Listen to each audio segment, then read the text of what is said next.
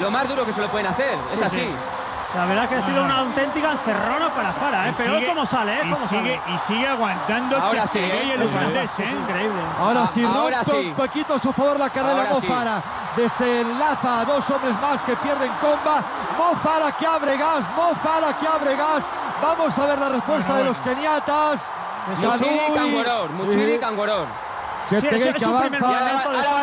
Ahora va Tanui con todo ya. Cheptegei que también mira de reojo el marcador. Mira Tanui, tiene que lanzar de lejos, tiene que lanzar de lejos. Si quiere batir a Farah, tiene que batir de lejos. Sí. Pero al Farah, paso por meta, últimos 400 metros. Les ha cogido la cuerda Farah, les ha cogido ya el último 400. Atención, el último 400.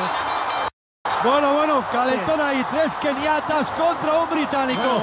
Farah, Tanui, Kangoror, Muchiri y el ugandés Cheptegei que se une a la fiesta. Pisa el exterior del estadio Mo Farah. Tanui con Muchiri, con Cheptegei, Mo Farah que resiste paso por la contrameta. Tanui, Mo Farah. Si no la han pasado ya es imposible. Es muy difícil. Lleva una marcha. 3:28, Tanui es muy rápido, también último 200. Vamos a ver. Lleva una marcha más. Cuidado con Cheptegei. Tiene la cuerda ganada. Cheptegei, últimos 150 metros.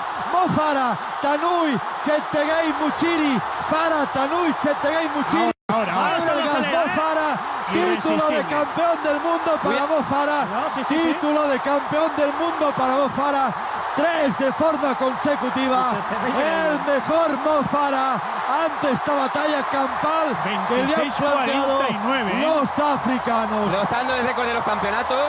Tiene Bekele con 26:46. En una carrera que tiró prácticamente toda Cercenay Tadesse y Bekele pasó al final. Espectacular. El mundo contra él.